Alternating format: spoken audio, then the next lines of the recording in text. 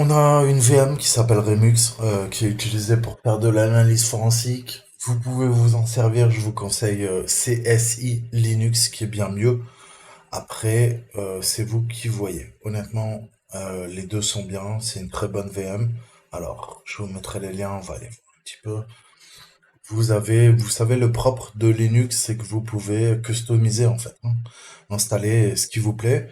Et Remux est réputé pour faire de l'analyse forensique et de l'analyse de malware. Donc, rien ne vous empêche de l'installer. Vous pouvez avoir un Kali pour faire vos tests d'intrusion. Vous pouvez avoir un Parrot pour développer. Vous pouvez avoir un Remux. Vous pouvez avoir un Remux pour faire de l'analyse de malware. Vous pouvez avoir CSI Linux pour faire de l'analyse forensique. Ok, c'est pas un problème. Ok. Ok, j'arrête. Donc, plus sérieusement, on va voir comment on peut identifier. Vous m'avez vu dans la précédente vidéo, on faisait des files, des files, des files. Alors pour ceux qui savent pas ce que sont des files ni des strings, ok, on ne parle pas de femmes, on parle d'informatique. Donc les strings, c'est des chaînes de caractères. File, ça va nous permettre de connaître l'extension. Vous savez ou pas, sous Windows, l'extension, ça prime. Honnêtement, si vous faites une double extension, c'est la double extension qui va fonctionner. Sous Linux, c'est plus compliqué. On peut faire de la double extension, c'est-à-dire que je peux faire un fichier texte et après .zip. .zip, donc c'est à la fois un fichier zip et un fichier texte. Je sais, ça peut paraître complètement fou. Le but, on va voir comment calculer en fait via une fonction de hash un fichier. Si je peux calculer via une fonction de hash, je sais si le fichier a été modifié et éventuellement ce qu'il y a dans le fichier.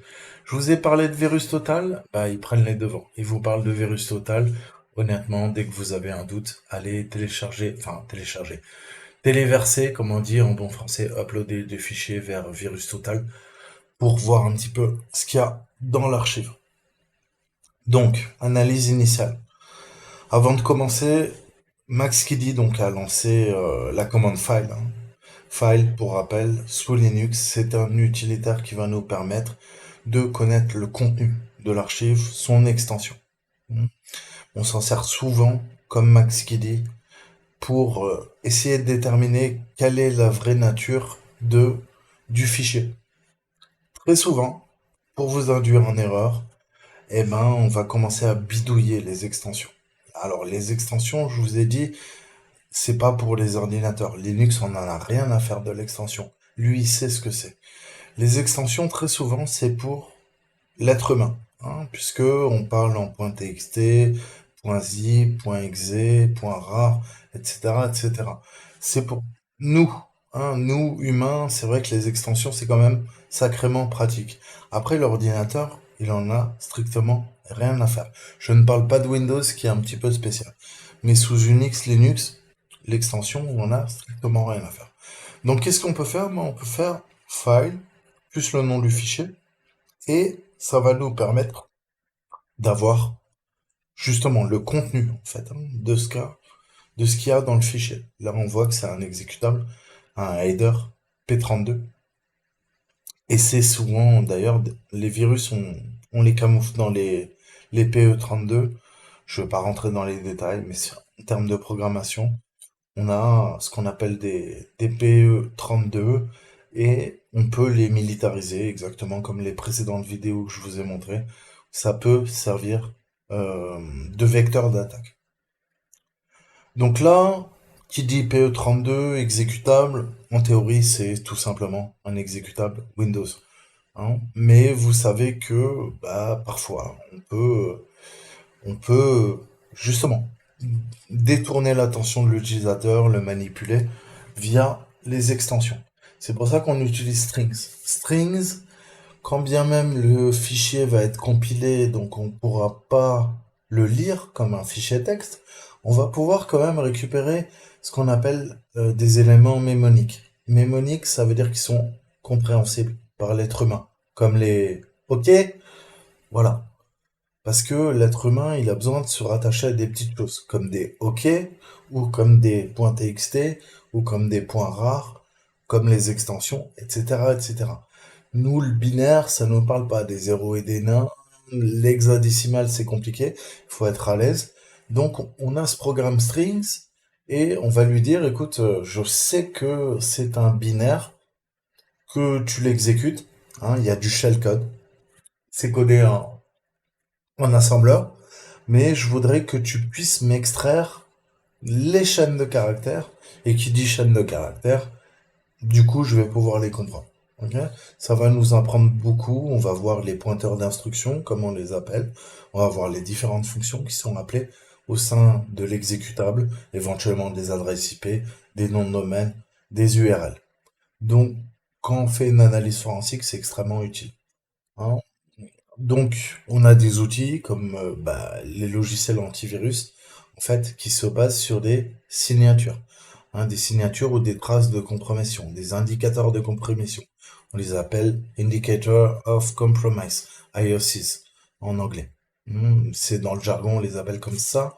Et votre antivirus va faire un peu la même chose. Il va essayer de lire les chaînes mnémoniques. Si c'est des strings, c'est des chaînes de caractères. Il va les comparer avec les signatures qu'il a. Et si jamais il voit qu'il y a des commandes un petit peu bizarres qui sont en train d'être exécutées, l'antivirus va se dire, ah là, c'est pas bien. Il est pas gentil. Donc je le bloque. Ça, c'est un des moyens. Après, on a d'autres moyens. On a l'analyse statique, l'analyse dynamique. On a l'heuristique. L'heuristique, c'est l'analyse comportementale. Hein. Euh, un gars qui dit OK toutes les 20 secondes, par exemple, on va s'en méfier. Voilà, ça c'est de l'analyse comportementale. Donc, plus sérieusement, strings, vous allez l'utiliser tout le temps, tout le temps, tout le temps, tout le temps, parce que ça va vous permettre justement de récupérer des informations extrêmement importantes. Quand bien même, je vous disais, c'est un binaire, il est compilé, vous ne pourrez pas le lire à moins de le décompiler. Là, avec strings, voilà, on voit qu'on récupère des choses qui sont pas forcément compréhensibles. Par contre, on voit que la première ligne, ça me dit quoi? Hein, ce programme ne peut pas être utilisé en mode DOS. Donc c'est déjà une information. Hmm. C'est ce qu'ils vous disent là. Donc c'est ce qu'on appelle un DOS stub. Hein. Avant, quand vous étiez pas né, en fait, pour la plupart, avant Windows, on avait MS-DOS.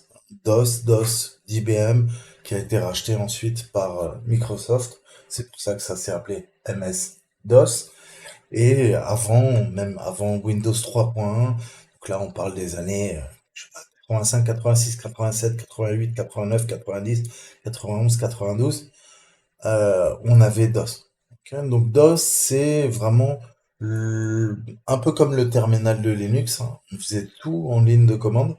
Et vous savez, Windows a évolué au niveau de son architecture avec ce qu'il y avait avant. Et il subsiste des artefacts, des traces. Et justement, le DOSTUB, c'est justement les ancêtres des programmes qui tournaient, qui fonctionnaient parfaitement, mais avant que Windows existe. Et les PE32, bah justement, c'est aussi des artefacts qui remontent à plus de 40 ans. Et on voit clairement, en fait, quand on analyse tout ça, que il y a une certaine continuité au niveau de Windows. Ok. Il fallait un peu de rétro-compatibilité. Si je dois vous donner un exemple, vous avez installé Windows 10, Windows 11, et peut-être que vous voulez jouer à un jeu vidéo des années 90.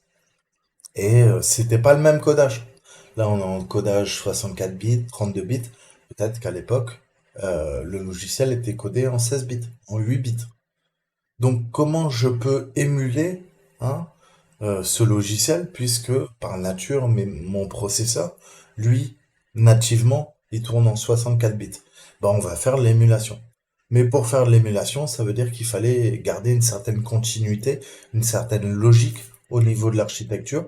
C'est pour ça que subsistent eh ben, des reliques, hein, de DOS, des premiers Windows. Et ça peut être extrêmement intéressant puisque on peut également les militariser.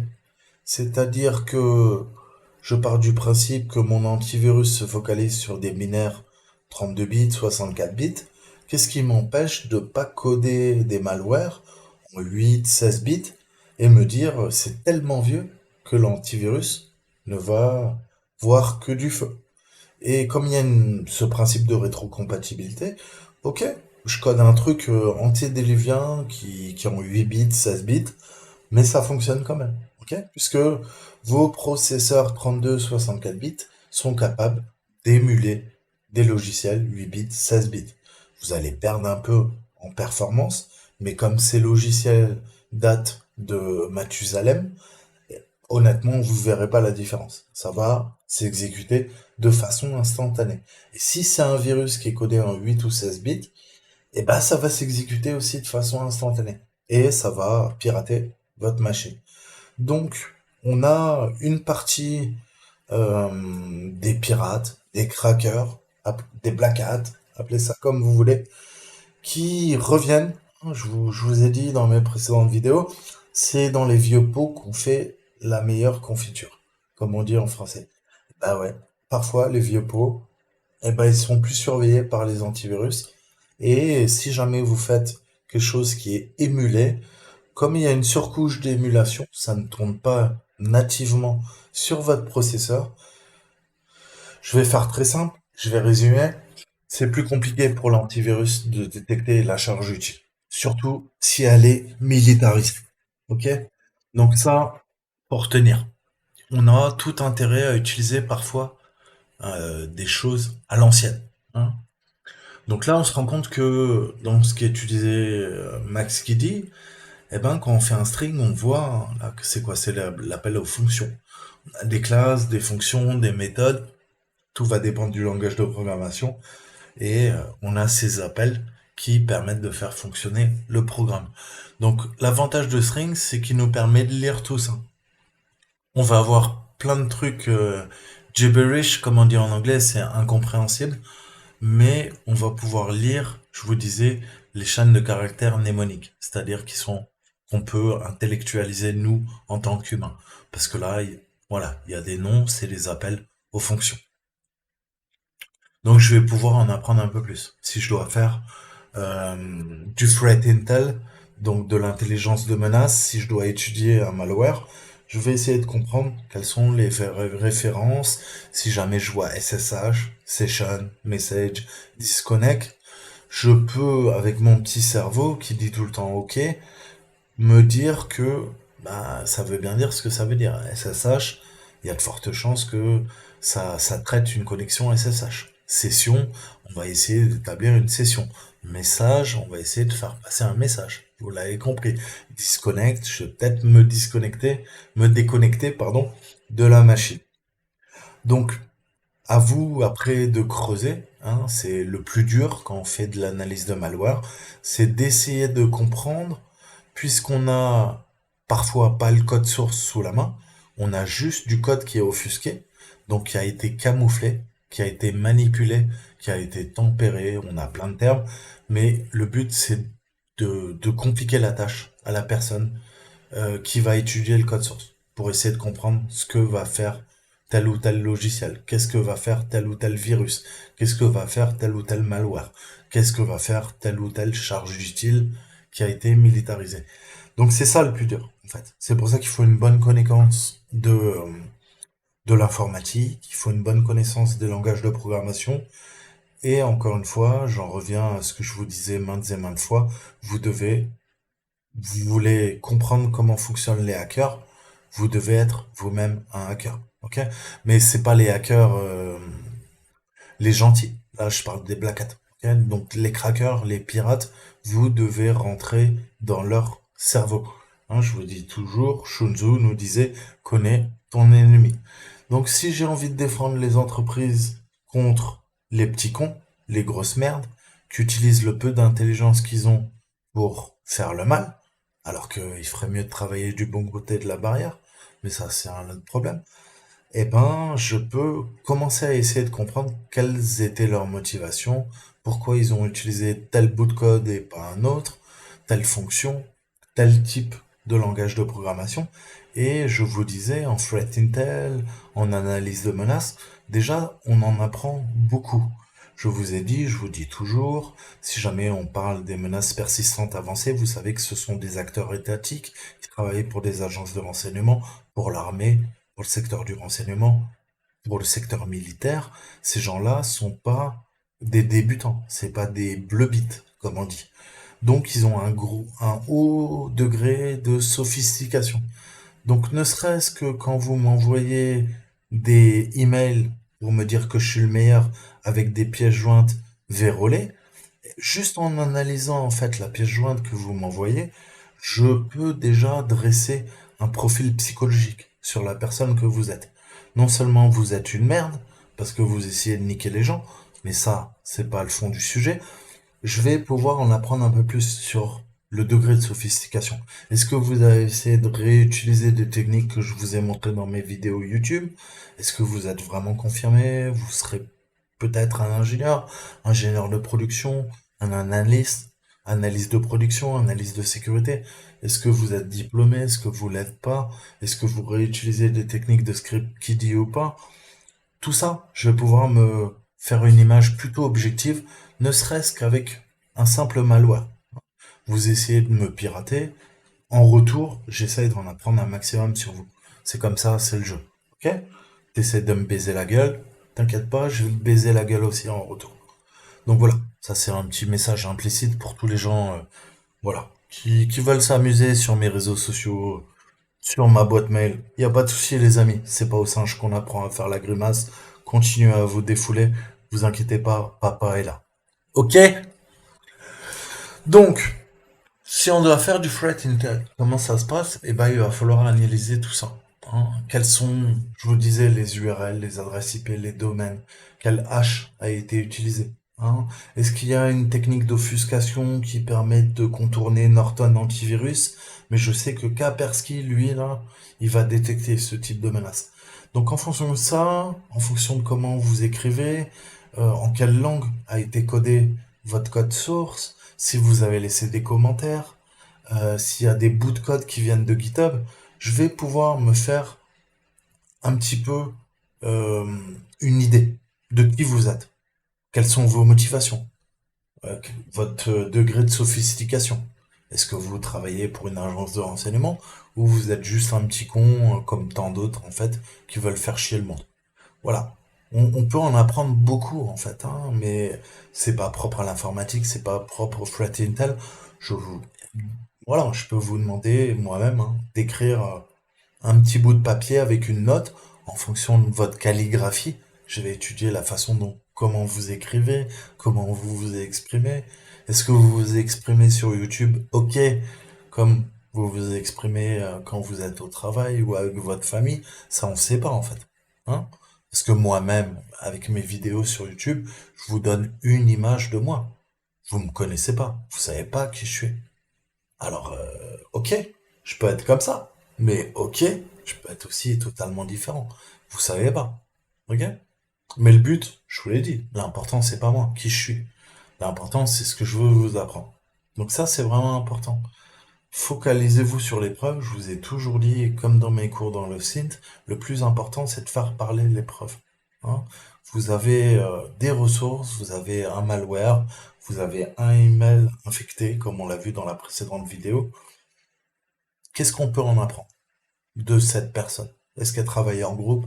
Est-ce qu'elle est toute seule? Quel est son degré de sophistication? Euh, Tout ça. Ça en dit beaucoup, beaucoup, beaucoup sur vous. C'est pour ça, si vous voulez faire chier le monde, allez hacker la Terre entière. D'abord, vous serez des grosses merdes. Parce que je vous ai toujours dit que, voilà, moi, j'avais pas accès à toutes ces connaissances quand j'avais votre âge. Et je pense qu'une grosse partie de mes abonnés sont bien plus jeunes que moi. Ok? Et, euh, et honnêtement, ça m'a manqué. Donc je me suis dit, je vais faire une chaîne YouTube. Il n'y a pas beaucoup de Français, même de francophiles, de francophones, qui parlent de CTF, qui donnent des cours, entre guillemets. Après, je suis loin d'être parfait, hein. Je suis pas le meilleur, mais je le fais sur mon temps libre. Je gagne aucun argent. Je vous poste 3-4 vidéos par jour. À la limite, je pourrais me branler tranquille, faire comme tout le monde, en fait. C'est-à-dire, penser qu'à ma gueule et pas partager mon savoir. Le peu de savoir que j'ai. Ok? Donc, voilà, à réfléchir, à méditer, mais soit on partage, et je vous ai dit, moi je veux former des gars en cybersécurité. Si c'est pour apprendre des petites bidouilles à aller faire chier les gens, non seulement vous allez vous retrouver en prison, parce qu'honnêtement, je pense que vous avez un ego démesuré, vous pensez que vous allez faire des millions, vous allez détourner de l'argent pour X raisons. Hein, mais ça, c'est votre problème. Je vous ai toujours dit, ce que je vous apprends, c'est pas pour finir en prison. Moi, je vous apporterai pas les oranges. Le but, c'est de vous former, susciter votre désir. Comme je vous disais, il y avait pas beaucoup de chaînes qui traitaient de la cybersécurité. Aujourd'hui, peut-être un jeune de 20 ans qui a envie de commencer, eh ben, j'ai envie de lui donner sa chance. Moi, je suis autodidacte. À la limite, j'aurais aimé que mes conseillers d'orientation, qui étaient des gros connards, euh, m'aient dit, bah, écoute, vas-y, bosse, bosse. Parce que là, c'est chiant, tu te tapes un peu des mathématiques. À l'époque, on appelait ça un bac S. Il va falloir creuser. Mais plus tard, tu feras ce que t'aimeras. Moi, j'ai pas eu tous ces conseils. Je me suis fait tout seul. Et aujourd'hui, on manque cruellement de personnes pour travailler dans la cybersécurité. Et travailler dans la cybersécurité, c'est justement pas manger des oranges en prison. Et vous pouvez faire des milliards en tant que Black Hat. Le jour où vous ferez péter, vous sortirez plus. À moins que vous fassiez les snitch, comme on dit, hein. Vous allez faire la taupe pour les services de renseignement ou pour la police. Ils vous auront bien enculé et vous serez prêt à tout pour sortir de prison. Honnêtement. Si vous arrivez encore à vous regarder dans la glace après ça, tant mieux pour vous. Moi, je vous conseille de pas faire du sale, travailler pour des grosses entreprises, gagner bien vos vies, et la nuit, vous serez tranquille. Vous allez, voilà, vous dormirez bien. Vous vous direz pas à 6 heures du mat. J'ai peut-être un hélicoptère qui va descendre avec des gars en rappel, avec des MP5K chargés, et qui vont mettre un laser rouge dans les yeux et un bon coup de crosse dans la mâchoire, parce que j'ai fait des bêtises sur Internet. Donc voilà, pensez à tout ça. Donc je vous ai déjà parlé du MD5 Sum. MD5 Sum, ça permet de faire la somme. On a plein de fonctions de hachage. Je vous ai dit, les fonctions de hachage, ça permet de comprendre ce qui se passe. Et si j'ai téléchargé un fichier, est-ce que je peux pas faire la somme MD5 pour savoir que le fichier est intègre? On l'a pas modifié entre-temps. Donc ça peut être d'une bonne utilité, hein. Je vous dis toujours, vous téléchargez un fichier, les sites sérieux, entre guillemets, vous laissent télécharger des fichiers, et même ils ont la présence d'esprit de vous dire, voilà le hash MD5. Et si vous faites un MD5 SAM sur le fichier que vous avez téléchargé, vous pouvez comparer la valeur. Si la valeur est identique, ça veut dire que le fichier que vous avez téléchargé n'a pas été corrompu entre-temps. Il n'y a pas de virus ou votre connexion à Internet était quelque peu bancale et du coup, bah, le fichier est corrompu. Ben, si je dois faire la même métaphore, on se sert aussi des fonctions de hachage pour faire du flatten talent. À partir du moment où je sais que cette signature est un virus, hein, c'est ce qu'on appelle le fingerprinting, techniquement, je vais pouvoir dire, je vais faire un hash hein, via une fonction MD5, MD4, SHA-1, SHA-2, SHA-3, SHA-5, SHA-6, SHA-256, peu importe. Je récupère une valeur de hash. À partir du moment où cette valeur de hash est présente ailleurs, je sais que c'est le même virus. Qu'est-ce que je vous ai dit plus tôt? Je vous ai dit vos virus fonctionnent par signature. Vos signatures, tous les jours, vous téléchargez des mises à jour de votre antivirus, il télécharge des signatures. Ben, en fait, ces signatures, c'est quoi? C'est ni plus ni moins que des fonctions de hash. On a stocké des valeurs de hash de virus connus. Si jamais le virus est présent sur votre disque dur, il aura la même valeur de hash. On va pouvoir le détecter puisque dans ces signatures, votre antivirus a cette valeur. Je résume, c'est plus compliqué que ça. Ok? On verra plus tard. Mais voilà, comprenez ce concept. Hein, les fonctions de hachage, c'est extrêmement utile. Et c'est pareil, si j'ai un serveur, Toto le hacker se connecte, crée un compte, pas de problème. Il met Titi comme mot de passe, plutôt que stocker Titi, bah, je vais faire une fonction de hachage. Et Titi, je vais pas le stocker en clair dans ma base de données, je vais utiliser une fonction de hachage, je vais utiliser un hash. Alors, On pourra retrouver le hash si on pirate la base de données, mais il faudra connaître la valeur de quoi? De la fonction de hash, en gros, Titi, ce que ça vaut. Hein, ça veut dire que le hacker, pour retrouver Titi, il pourra. Pas de problème, c'est possible. Mais il faudra qu'il ait un dictionnaire avec plein de choses, et notamment Titi. Si jamais il n'a pas Titi dans son dictionnaire, il pourra pas retrouver mon mot de passe qui a été haché. Ok? Donc ça, faut bien comprendre. Donc voilà, qu'est-ce que fait Virus Total? Il prend plein de choses. Vous pouvez rechercher là un HMD5. Je vous l'ai expliqué dans la précédente vidéo. C'est peut-être quoi? Bah, c'est peut-être un hash connu d'une cyberattaque. En effet, on va descendre un peu. On voit que ce hash, il a déjà été détecté maintes et maintes fois.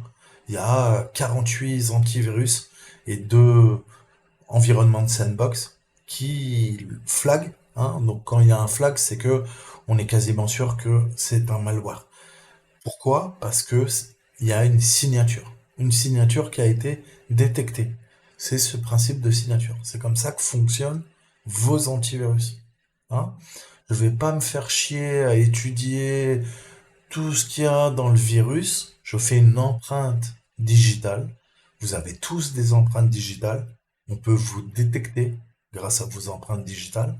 Vos ordinateurs ont des empreintes digitales. Vous avez des empreintes digitales. À partir de là, tu peux te raser la boule, hein, tu peux te raser la barbe, tu peux te mettre du make-up, hein, du fard, du rouge à lèvres. Si t'aimes ça, ma fille ou mon garçon, on te retrouvera. Il n'y a pas de problème. Pourquoi? Parce que tes empreintes digitales. C'est-à-dire que tu peux te travestir, tu peux te camoufler, tu peux te mettre une cagoule, tu peux faire ce que tu veux. À partir du moment où je confronte tes empreintes digitales, je te retrouve. À moins que tu te mettes les doigts dans un bain d'acide. Ça, c'est pas tout le monde qui le fait. Donc, vous l'avez bien compris. Vos empreintes digitales, elles sont quasiment uniques. Votre ADN, il est quasiment unique. Il y a 3 chances sur 100 milliards que une personne ait les mêmes empreintes que vous et le même patrimoine génétique. Ça peut être un frère jumeau. Ça arrive parfois, mais c'est extrêmement rare. Et ben là, c'est la même chose.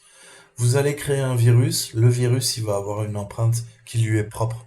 Et vous aurez beau, vous pourrez l'offusquer, faire de l'évasion. Ok, il va pas être détecté. Mais le jour où on comprend que c'est bien un malware, le jour où on a déoffusqué, hein, je suis désolé, on utilise des anglicismes. Si j'offusque, j'assombris le code source pour empêcher la rétro-ingénierie. Nous, le but en défense, c'est justement de faire l'opération inverse, de revenir, de retomber sur nos pattes, d'avoir le code source pour pouvoir l'analyser. Et si on peut l'analyser, on peut utiliser une fonction de hash pour avoir sa signature. Ok? Donc ça, il faut bien comprendre. Quand vous développez des virus, des malwares, le but, c'est justement de ne pas vous faire flaguer par les antivirus. Donc, vous allez créer des laboratoires, comme on les appelle, et vous allez vous entraîner à vos techniques de FUD, de Fully Undetectable. Vous allez essayer de rendre vos virus totalement indétectables. Mais le but de la partie adverse, ça va être justement de rendre détectable votre virus, de comprendre qui l'a codé, comment, avec quoi, quel bout de code, quel langage, etc., etc. Et quand bien même on ne sait pas que c'est vous, Toto le hacker, on va en apprendre beaucoup. Je dois faire une méta en criminalistique, je vous ai dit, on a des patterns, ok? On a certains tueurs en série et tout ça, qui fonctionnent avec les mêmes techniques. Ils vont reproduire tout le temps les mêmes techniques. Pourquoi? Parce que, à force, hein, si on doit parler de crime ou d'assassinat, à force de pratiquer, ils vont acquérir une certaine dextérité. Et le propre de l'homme, avec un grand H, c'est que on est confiant. Plus on connaît une technique, moins on va être enclin à creuser, à trouver une autre technique. Parce qu'on sait que celle qu'on maîtrise, hein, et plus on la pratique, plus on la maîtrise, plus on est à l'aise avec. Et je vous ai dit dans plein de vidéos, le propre de l'homme, c'est quoi? C'est qu'on est trop confiant. Hein, on reste sur nos acquis. On n'a pas envie, notre cerveau n'aime pas être stressé. Notre cerveau n'aime pas le changement. Notre cerveau n'aime pas sortir de sa zone de confort. Et ça vous perdra. Parce que ça, ce sont des marqueurs qui vont permettre de savoir en fait qui vous êtes, si on doit se renseigner. Hein, que ça soit la police ou la police scientifique, on fait de l'analyse forensique et tout ça.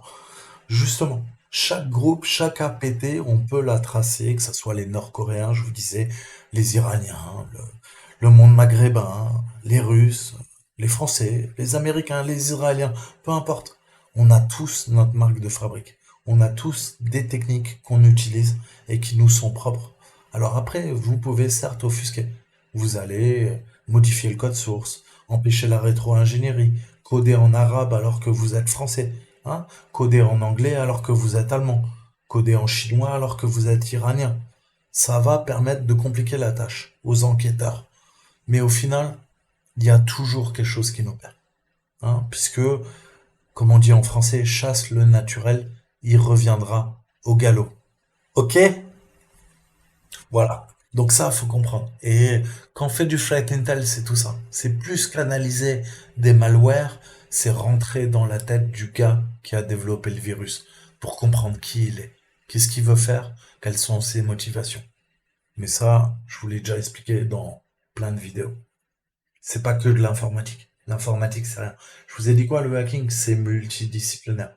C'est pas que étudier des virus. C'est encore plus important de savoir qui a fait le virus.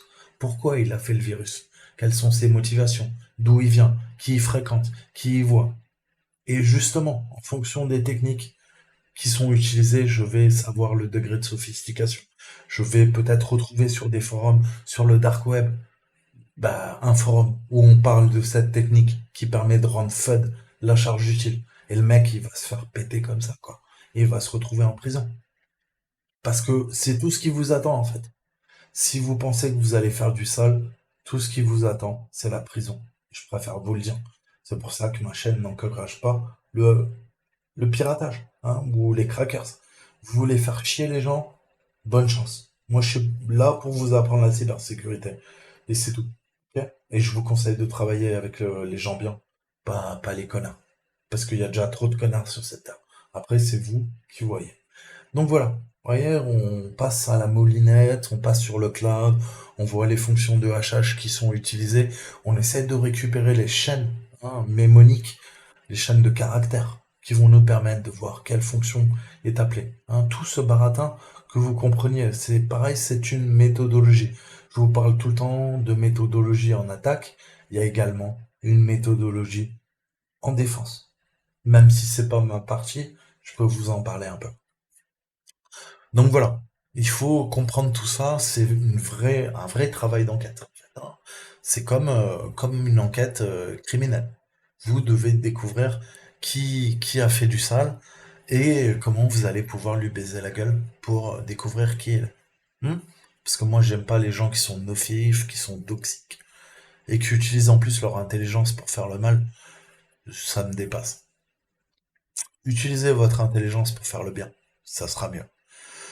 Donc voilà, Virus Total, il fait ça. Il fait des haches. Il fait des haches, il partage avec tous les fabricants d'antivirus et il dit, eh ben, écoutez, là, voilà, on a flagué un nouveau virus, voilà. Je pense que au niveau du header, hein, de la Magic, c'est quoi? Bah, les premiers octets qui étaient codés en hexadécimal, c'est un exécutable PE32. Donc, on essaie d'attaquer du Microsoft Windows. Ensuite, on a vu que le fichier, c'est un binaire statique, en exe. Hmm. On a utilisé plusieurs fonctions de hachage et j'ai récupéré différentes valeurs qu'on va pouvoir donner aux différents fabricants de solutions défensives, d'antivirus, etc., etc. Et après, on va faire deux types d'analyse. On va faire une analyse statique, c'est-à-dire que je vais faire de la revue de code, de la rétro-ingénierie. Si c'est compilé, je vais décompiler le code source pour comprendre ce qu'il fait. Si jamais le code est offusqué, je vais essayer de retrouver les fonctions, en fait. Pourquoi elles sont appelées les variables, qui ont aucun sens. Le but, en fait, c'est de faire tout ce qu'a fait à l'endroit le hacker. pour empêcher la rétro-ingénierie, eh ben nous, en blue teaming, on va faire tout l'inverse pour revenir au point initial. Et le point initial, bah, c'est quoi? C'est les lignes de commande, les milliers de lignes de commande parfois, qui composent un virus, un malware, comprendre ce qu'a fait originalement le, le cracker, le pirate. Et après, il a fait plein de choses.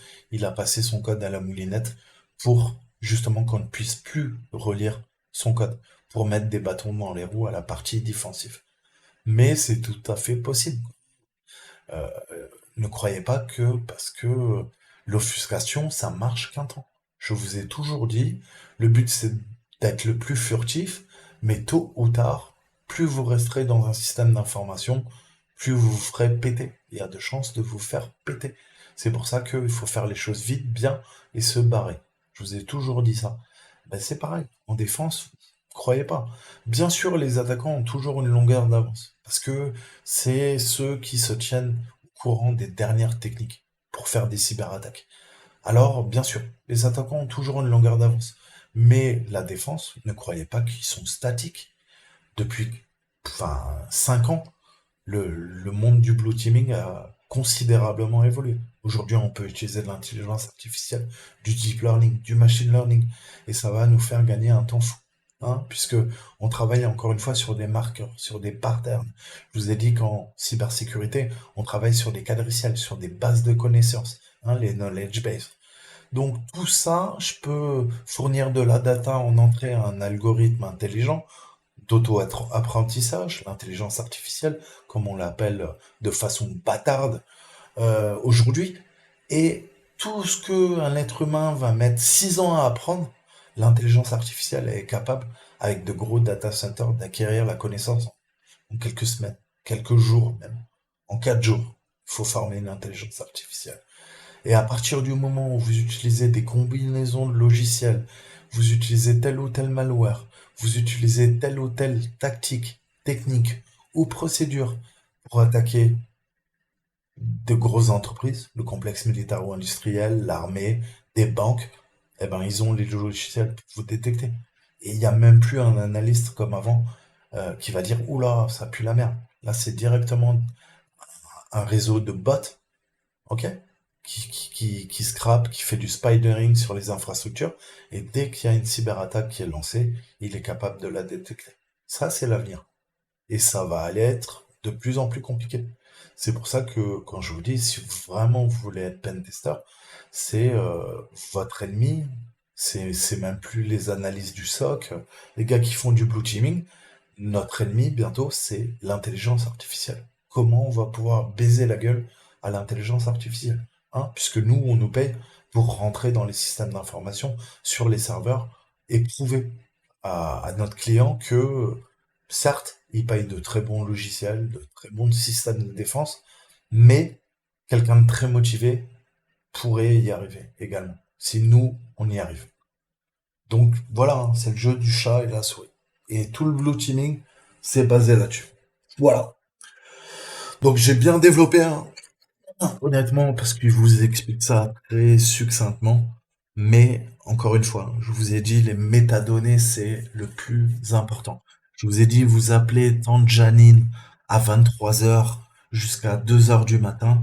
La première information, hein, si je suis une agence de renseignement, quand bien même je ne sais pas ce que vous avez dit à tante Janine, je sais que vous l'avez appelé de 22 heures à 1 heure du matin.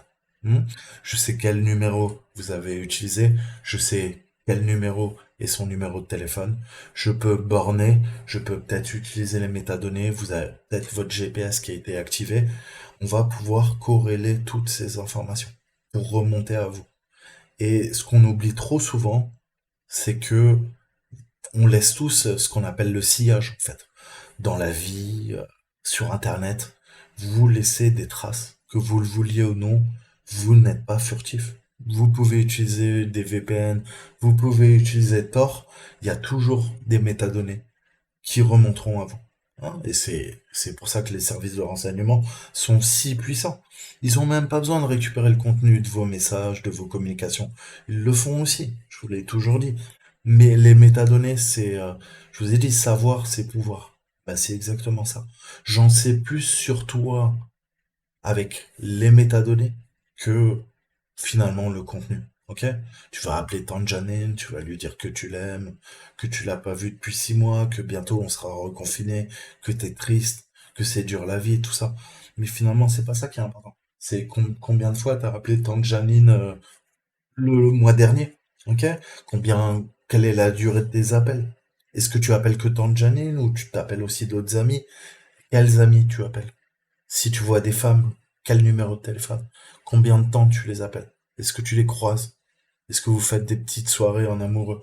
Tout ça, ça c'est important. Tout ça, c'est de la métadonnée. Alors bien sûr, c'est vos vies, mais comprenez bien que vous n'avez pas besoin d'être un ordinateur. Vous avez aussi des métadonnées.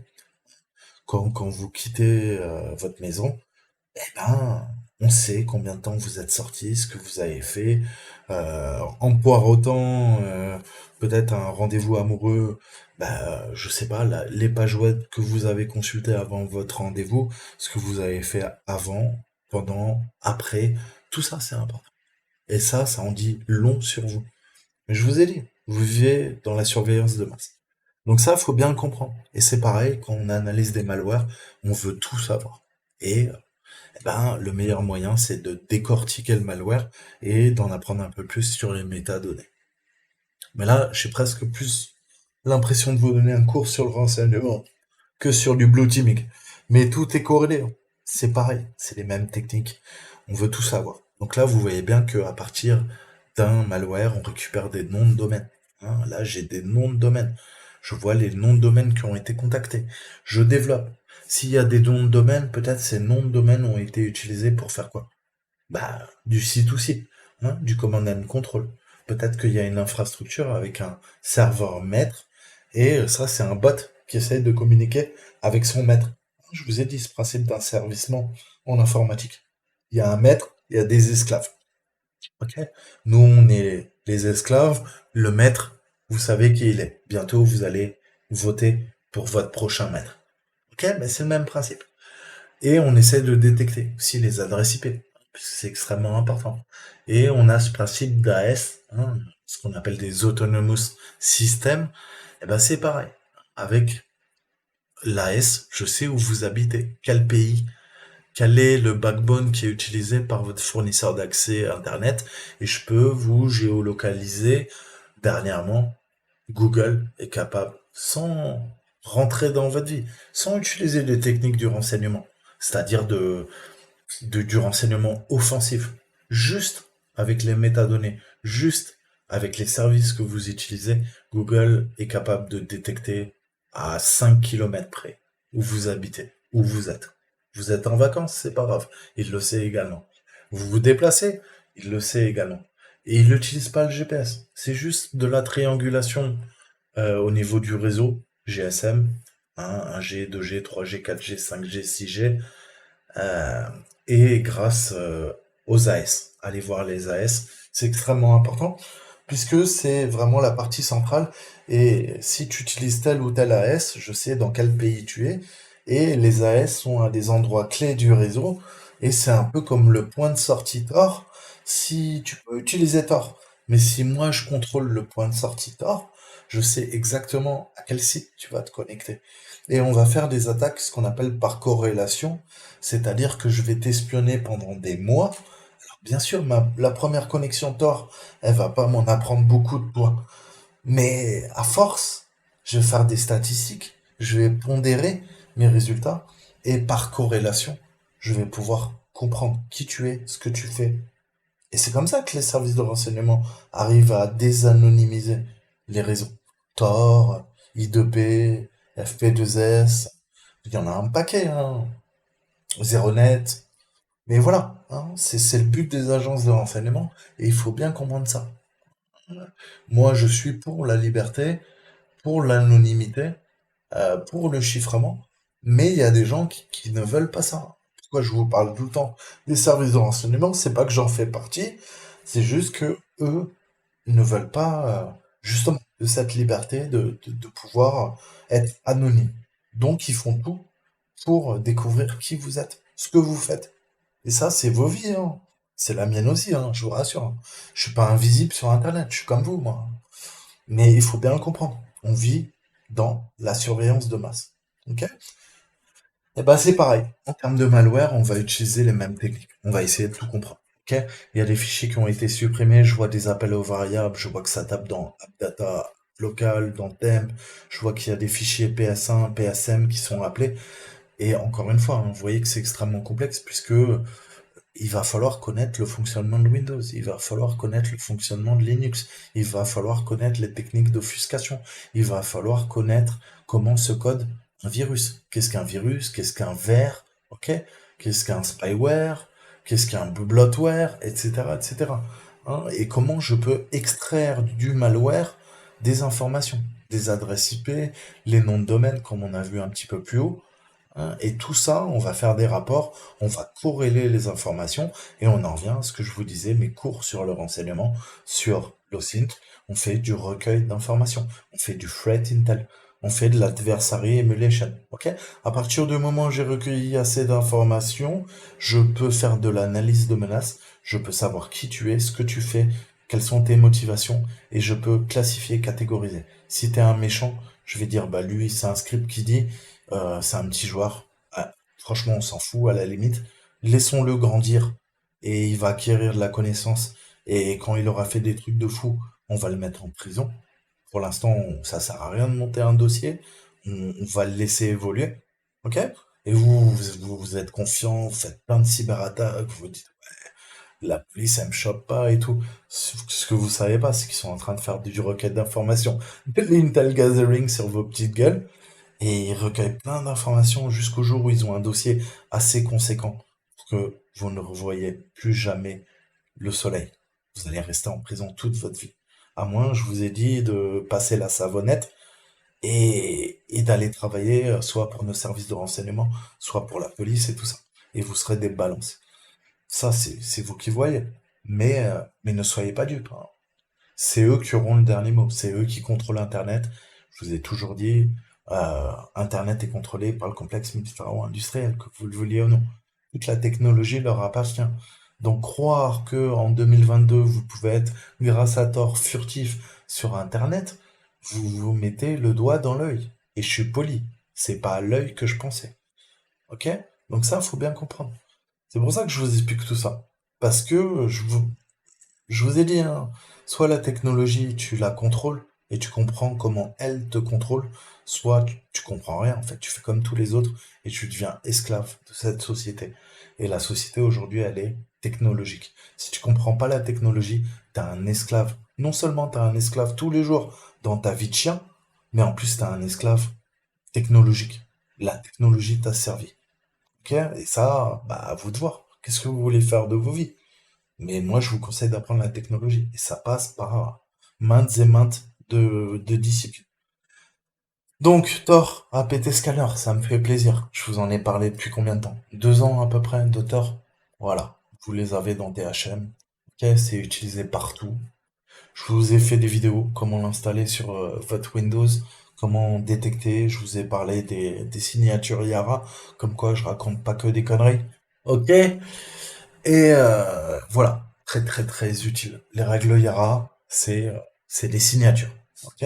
En fonction de ces signatures, je vais pouvoir savoir s'il y a une menace persistante, avancée ou pas sur mon ordinateur. Hein. Donc je vous avais donné quoi? Je vous avais donné plein de logiciels. Hein. Je vous avais parlé de Loki. Vous voyez qu'il est installé sur mon ordinateur. Et je vous avais parlé de quoi? De Tor, non? Des choses comme ça. Hein? Thor? Thorlight? Thor? Ok? Tiens, on dirait le même icône. C'est marrant ça. Hein. Donc voilà. Je vous ai déjà expliqué tout ça, je vais pas revenir là-dessus. Mais là, vous comprenez le threat intel. Ok? Le threat analysis. On va analyser et on se sert. Tor, c'est le meilleur exemple. On se sert à la fois des règles Yara. Hein, donc c'est encore mieux que des règles de vos antivirus, si je dois faire très très simple, et on catégorise la menace. Là, qu'est-ce que dit? Bah écoute, AV detection ratio 48/68. Donc, on est quasiment sûr que quoi? Eh ben, que c'est une APT qui est en train d'être menée. Hein. Il y a 48 indicateurs de compromission sur 68. on a le timestamp et on a déjà une règle Yara qui a détecté cette menace ailleurs. Et après, qu'est-ce qu'on va faire? C'est ce que fait Tor.